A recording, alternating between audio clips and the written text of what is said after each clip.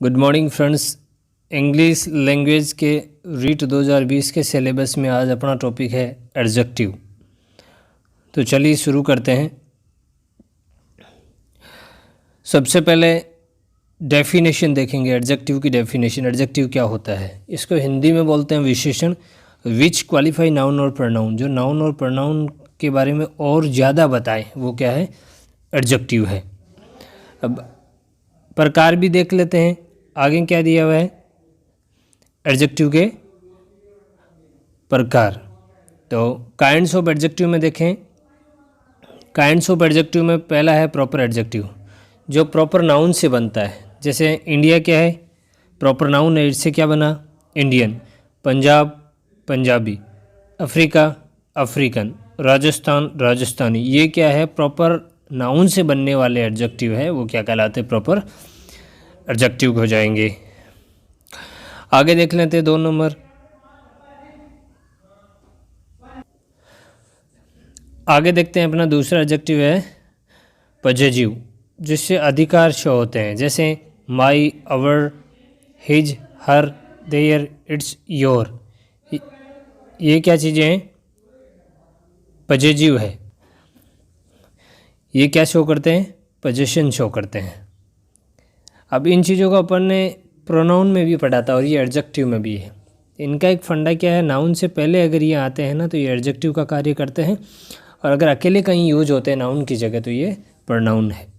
जैसे my shirt is green, तो ये शर्ट क्या है? यहाँ नाउन। तो ये नाउन को और ज़्यादा डिफाइन कर रहे हैं, माई। तो ये पोजेशन है यहाँ, तो ये पोजेशन का रूप क्या है? एडजेक्टिव है, पॉजेसिव एडजेक्टिव। अब आगे देख लेते हैं एडजेक्टिव ऑफ क्वालिटी। जैसे किसी के गुण को बताएं। मैन है कैसा है? ऑनेस्ट है। लेडी कैसी है? ब्यूटीफुल है। मैन कैसा है? ब्रेव है। तो इनकी क्वालिटी है, तो एडजेक्टिव ऑफ क्वालिटी में आ जाएगा। एडजेक्टिव ऑफ क्वांटिटी, परिणाम या मात्रा बताए। परिणाम या मात्रा बताए, वो एडजेक्टिव ऑफ क्या हो जाएगा? क्वांटिटी हो जाएगा। जैसे होल, सम, इनफ, सफिशिएंट, या मैनी नहीं है, या मच हो जाएगा, मच, एनी, ऑल, मोर, लिटिल। ये क्या बताते हैं? किसी मात्रा को डिनोट करते हैं। कैसे? एग्जाम्पल के जरिए अपन समझेंगे। I have so much rice. अब अपन राइस को गिन नहीं सकते हैं, एक निर्धारित मात्रा बताइए कि मेरे पास इतनी मात्रा में राइस है। ही हैज़ सम करेज, उसमें इतना साहस है। तो यहाँ काउंटेबल नहीं है, ठीक है, या क्वालिटी भी नहीं है, ये क्वांटिटी है, उसकी मात्रा को डिनोट कर रहा है। आई हैव लिटिल मनी, मेरे पास थोड़ा पैसा है। अब यहाँ फिक्स भी नहीं है कि कितना पैसा है, ये क्या है? एक क्वांटिटी है। आगे देख लेते हैं adjective of number. Adjective of number 2 part में बांटे गए, ऑर्डिनल और कार्डिनल। ऑर्डिनल में कौन शामिल किए जाते हैं? First, second, third. इस कदर अगर अपन लिखते हैं डिजिट को तो ये ऑर्डिनल में आते हैं, और अगर इस तरीके से लिखते हैं 1 2 3 4, ये कैसे कहे जाते हैं? कार्डिनल। अब इन दोनों का पृथक रूप में से अगर अपन कोई भी यूज करेंगे तो वो हो जाएगा, लेकिन अगर साथ में यूज करें तो इनका एक नियम होता है। क्या नियम होता है? एक सूत्र है ओ सी। ओ से क्या बन जाएगा? ऑर्डिनल। सी से कार्डिनल। तो पहले कौन सा आएगा क्रम में? ऑर्डिनल आएगा, फिर कौन सा आएगा? कार्डिनल। एग्जाम्पल के जरिए समझते हैं। द फर्स्ट 2 चैप्टर, ये सही है, न कि 2 फर्स्ट चैप्टर, क्योंकि 2 क्या है यहाँ? 2 क्या कार्डिनल? तो कार्डिनल पहले आ नहीं सकता, सूत्र में क्या लिखा है? ऑर्डिनल पहले आएगा, तो इसलिए फर्स्ट 2 चैप्टर बिल्कुल सही हो जाएगा। आगे बढ़ जाते हैं। अपना अगला है डेमोन्स्ट्रेटिव, जो पॉइंट आउट करते हैं। ऐसे एडजेक्टिव जो किसी को पॉइंट आउट या निर्देशित करने के लिए काम में लिए जाते हैं। जैसे मैंने कहा, मैं कहूँ, जैसे दिस, दोज, देट, द्विज, सच, ये सारे किस में आते हैं? डेमोन्स्ट्रेटिव एडजेक्टिव कहलाते हैं। कैसे? देखो, दिस से अपन किसी चीज़ को पॉइंट आउट करते हैं, दैट से भी यही होता है, दीज, दोज, ये अपने प्रोनाउन में भी पढ़ा था, वहाँ भी डेमोन्स्ट्रेटिव प्रोनाउन होते हैं। यहाँ क्या हो गए? Demonstrative adjective. कैसे? वहाँ केवल ये नाउन या प्रोनाउन की जगह यूज होते हैं, और यहाँ अपन इनको किसके लिए यूज कर रहे हैं? नाउन से पहले यूज कर रहे हैं। जैसे this pen is very useful, तो पेन क्या है? नाउन है, उससे पहले क्या लगा है? दिस, इसलिए क्या हो जाएगा? डेमोन्स्ट्रेटिव एडजेक्टिव, यहाँ पेन को इंडिकेट कर रहा है, ये पॉइंट आउट कर रहा है। आगे बढ़ जाते हैं, distributive adjective, each, every, either, neither, जो विभाजकता बताते हैं वो क्या है, डिस्ट्रीब्यूटिव एडजेक्टिव है। जैसे each was given a pen, ये तो प्रोनाउन है क्योंकि केवल ईच अकेला आया है, इससे पहले नाउन नहीं है, इसके पहले नाउन नहीं लिखी गई है, तो ये प्रोनाउन का काम कर रहा है। यहाँ देखो स्टूडेंट क्या है, नाउन है, इससे पहले क्या लगा है, ईच लगा है, तो यहाँ ईच क्या हो जाएगा, एडजेक्टिव का कार्य करेगा, इसलिए ये distributive adjective. Each student was given a pen, यानी सभी को अलग अलग रूप से क्या दे दिया गया, पेन, तो यहाँ डिस्ट्रीब्यूशन शो हो रहा है, इसलिए ये कौन सा हो जाएगा, डिस्ट्रीब्यूटिव एडजेक्टिव। इस तरीके से एवरी भी होता है। आइदर, आइदर कहाँ यूज होता है, दो होते हैं, दो में से कोई एक के लिए तो आइदर हो जाएगा, और दो में से कोई एक भी नहीं है तो क्या हो जाएगा, नाइदर हो जाएगा। और एवरी और ईच का प्रयोग, ईच का प्रयोग सभी के लिए होता है, दो या दो से अधिक के लिए भी हो सकता है, लेकिन एवरी का प्रयोग दो से हमेशा अधिक के लिए ही होता है। ये चीज़ आपको प्रोनाउन में भी अच्छी तरीके से बताई गई विद एग्जाम्पल के साथ। आगे बढ़ जाते हैं, interrogative adjective, who, what, whose, which, WH वाले जितने भी होते हैं वो इंटरोगेटिव एडजेक्टिव कहलाते हैं। अब इनका प्रोनाउन और एडजेक्टिव दोनों की तरीके से यूज कैसे हैं, हुज क्या है, या हुज इज़ दिस पेन, या केवल नाउन की जगह आया तो ये एडजेक्टिव हो गया, इंटरोगेटिव प्रोनाउन हो गया। और फिर इंटरोगेटिव एडजेक्टिव, ये नाउन है पेन, इससे पहले लिखा हुआ है हुज, तो ये क्या हो गया, इंटरोगेटिव एडजेक्टिव हो गया। आगे देख लेते हैं, फिर आता है अपना इनडेफिनेट एडजेक्टिव। आप वीडियो को लाइक और शेयर करते रहें।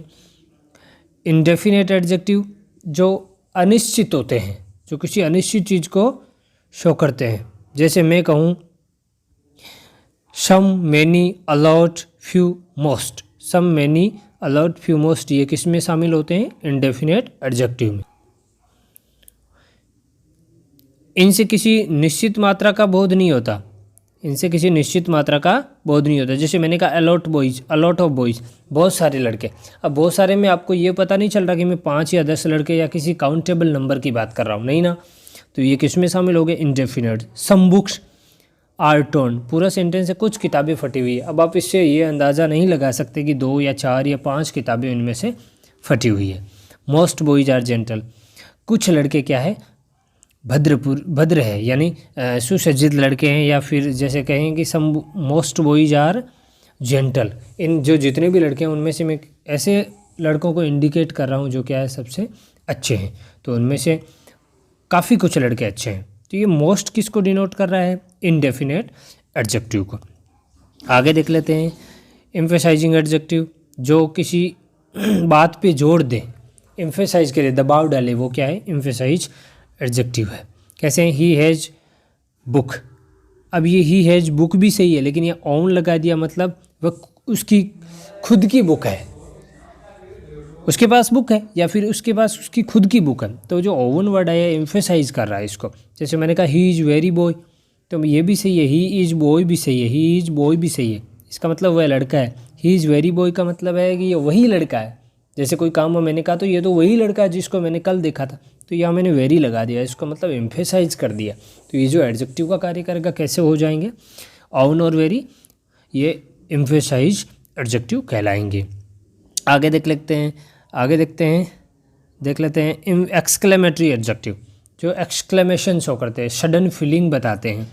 वॉट, हाउ से शुरू हो सकते हैं, से वॉट ए बिग गर्ल, कितनी बड़ी, वॉट ए बिग फूल, कितनी बड़ी मूर्खता है, तो ये एक्सक्लेमेशन मार्क भी होता है, इनसे भी इनका पता चलता है। एक्सक्लेमेशन मार्क से एक्सक्लेमेटरी जितने भी एडजेक्टिव है उनका पता चलता है। जैसे वॉट ए बिग फूल, तो ये एक्सक्लेमेशन मार्क है। हाउ ब्यूटीफुल शी इज़, वो कितनी सुंदर है, तो यहाँ भी एक्सक्लेमेशन मार्क लगा है। तो जो सडन फीलिंग बताए वो एक्सक्लेमेटरी एडजेक्टिव कहलाते हैं। आगे देखो, कुछ नियम है या कुछ ऐसे एडजेक्टिव है जो आपके लिए इम्पोर्टेंट है और एग्जाम के तौर से भी। तो लिटिल, ए लिटिल और द लिटिल। लिटिल का प्रयोग होता है नगण्य के लिए, ए लिटिल का होता है थोड़ा सा, अगर हिंदी में कहें तो द लिटिल का मतलब है जितना सारा। ऐसे कैसेज में इन तीनों का यूज होता है और ये अनकाउंटेबल है, यानी जहाँ किसी चीज़ को काउंट नहीं किया जा सकता वहाँ अपन इन तीनों का यूज करेंगे। जैसे मैंने कहा वाक्य के जरिए समझते हैं। अगर यहाँ जो सेंटेंस है we have hope of recovery, किसी के आशा होने की किसी के रिकवरी या बिल्कुल तैयार होने की जो उम्मीद है उसके बारे में सेंटेंस है। अब उम्मीद बिल्कुल ना के बराबर भी हो सकती है तो लिटिल आ जाएगा, थोड़ी सी ज़्यादा उम्मीद है तो ए लिटिल आ जाएगा। और जैसे ये सेंटेंस दिया हुआ है money she had was spent on medicine, उसके पास जितना भी पैसा था वो सारा का सारा खर्च कर दिया, तो ऑल्सो स्पेंड ऑन मेडिसिन। तो यहाँ ए लिटिल सूटेबल नहीं है, लिटिल भी सूटेबल नहीं है, या कौन सा सूटेबल है, द लिटिल। और एग्जाम्पल के जरिए समझते हैं। जैसे मैंने कहा he has money he can't help you, उसके पास पैसा है कि वो आपकी सहायता नहीं कर सकता। अब पैसा, कितना पैसा है उसके पास, थोड़ा बहुत है तो सहायता कर देता, खूब सारा होता है या जितना है तो भी सहायता कर देता, लेकिन उसके पास पैसा नहीं है क्योंकि नोट आ गया है, क्योंकि वह सहायता नहीं कर सकता, इसका मतलब उसके पास पैसा नहीं है, इसलिए लिटिल या नगण्य के बराबर है, जिससे आपकी सहायता हो ही नहीं पाएगी। दूसरा he has money he cannot stay more than 2 days in hotel, वो कहना चाह रहा है कि उसके पास पैसा है कि वो 2 दिन से ज़्यादा नहीं रुक सकता। अगर पैसा नहीं होता तो वो रुक ही नहीं सकता, अगर रुक रहा है इसका मतलब पैसा तो है, लेकिन 2 दिन ठहरने तक का ही पैसा है, तो इसका मतलब ए लिटिल सूटेबल हो जाएगा, थोड़ा बहुत तो है। I spend the money I had, अब मेरे पास जितना पैसा था वो मैंने सारा खर्च कर दिया, सारा खर्च कर दिया, इसका मतलब द लिटिल आ जाएगा। आगे देख लेते हैं। अब इनका सिमिलरी पार्ट होता है फ्यू, एफ यू और द फ्यू, वो अनकाउंटेबल के लिए होता है लिटिल का यूज। ये जो फ्यू का जो मीन होता है वो काउंटेबल के लिए आता है। किसके लिए आता है, काउंटेबल। देखो जैसे पीपल आर फुली हैप्पी, दुनिया में पूरी तरीके से खुश कितने लोग हैं, ये सेंटेंस आपके सामने दिया हुआ है।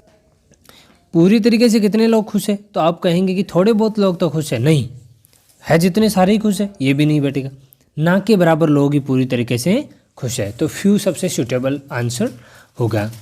Person can write correct English, अब देखो कुछ ही लोग हैं जो इंग्लिश सही तरीके से लिख सकते हैं, या थोड़े बहुत लोग तो हैं जो इंग्लिश को सही लिख सकते हैं, या जो है जितने सारे लोग जिनको इंग्लिश आती है वो सभी सही लिख सकते हैं, नहीं, ना के बराबर तो हो नहीं सकते। इतनी दुनिया में देखो, आप देखो कम से कम 2/3 लोग इंग्लिश बोलने वाले हैं, ठीक है, यानी 4 लोग बैठे उनमें से 3 लोगों को इंग्लिश आती है, तो अब बताओ न के बराबर लोग तो हो नहीं सकते। इसका मतलब थोड़े बहुत लोग तो हैं जो कि इंग्लिश को क्या कर सकते हैं, सही तरीके से लिख सकते हैं। Clothes we had all burnt in fire, क्या सेंटेंस है, clothes we had all burnt in fire, तो भी सारे कपड़े थे वो जल गए। अब जितने सारे के लिए क्या है, ये काउंटेबल भी है, तो काउंटेबल है तो द लिटिल की जगह क्या आ जाएगा, द फ्यू आ जाएगा। द लिटिल किसके लिए आता है, अनकाउंटेबल के लिए। कुछ एग्जाम्पल के जरिए और समझ लेते हैं। ए few person were present in BJP campaign, अब बीजेपी की जो मीटिंग हुई उसमें ना के बराबर लोग आए, या जितने चाहिए थे उतने नहीं आए, लेकिन थोड़े बहुत तो आए, थोड़े बहुत आए तो फिर क्या कहेंगे, a few person were present, a few person were present. Persons as honest as Modi जितना ईमानदार बहुत कम लोग हैं, यानी कि थोड़े से लोग हैं ना के बराबर, या थोड़े बहुत तो हैं, आधे से ज़्यादा लोग तो हैं, या फिर जितने लोग हैं ना हिंदुस्तान में वो सारे के सारे मोदी जितने ईमानदार हैं, तो ये भी नहीं बैठ रहा है, तो क्या हो जाएगा, few persons are as honest as Modi, यानी ना के बराबर लोग ही मोदी जितने ईमानदार हैं। कुछ और एडजेक्टिव, इंपॉर्टेंट एडजेक्टिव वो देख लेते हैं। फ्यूअर, लेस और लेशर। फ्यूअर होता है काउंटेबल के लिए, लेस होता है अनकाउंटेबल के लिए, लेशर हमेशा कंपैरेटिव के लिए होता है। अब इनको सही तरीके से समझने के लिए अपन को एग्जाम्पल की तरफ बढ़ना पड़ेगा। तो एग्जाम्पल क्या है, fewer person were present in the meeting. अब पर्सन वर प्रेजेंट मतलब काउंटेबल की बात है, तो क्या आ जाएगा सीधा सा फ्यूअर।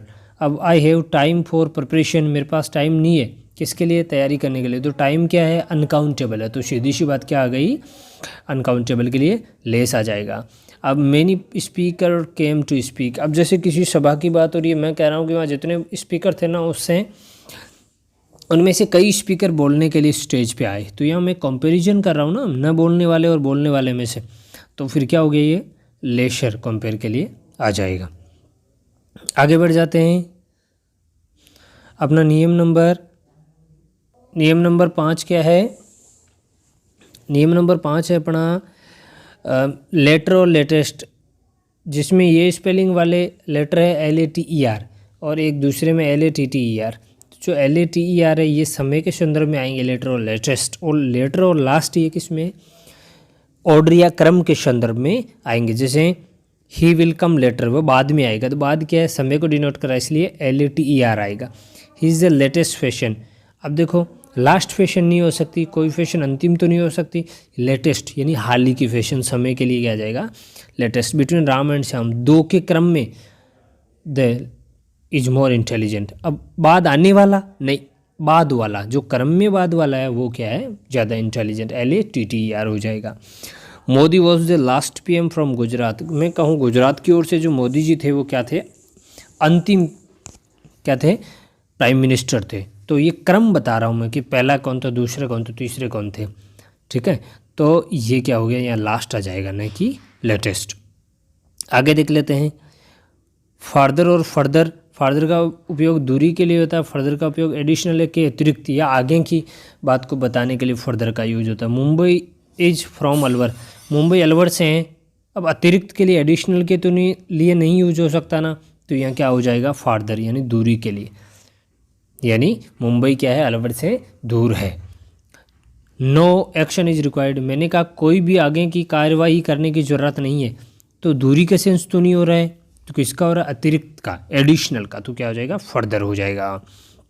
आगे देख लेते हैं नियर और क्या है? नेक्स्ट। नियर का यूज होता है दूरी के सेंस में, नेक्स्ट का यूज होता है क्रम के सेंस में।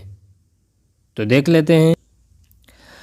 हाँ, अगला क्या है? नियर और नेक्स्ट की बात कर रहे हैं। ये नियर दूरी के संदर्भ में आता है, नेक्स्ट क्रम के संदर्भ में आता है। जैसे Ram lives to my school, तो यहाँ दूरी के संदर्भ में है, तो क्या हो जाएगा? Near to my school. See sitting, वह मुझसे जस्ट आगे बैठी है, तो आगे क्या है? क्रम हो गया ना, ये क्रम के लिए क्या आ जाएगा? नेक्स्ट आ जाएगा। क्या आ जाएगा क्रम के लिए? नेक्स्ट। तो ये थी अपनी क्लास एडजेक्टिव की। अगर आपको क्लास पसंद आई है तो इस लिंक को शेयर करें, वीडियो को लाइक करें और सब्सक्राइब भी कर दें, ताकि आगे आने वाली क्लास का जो नोटिफिकेशन आपको मिल सके। अगली क्लास में फिर मिलेंगे, तब तक के लिए धन्यवाद।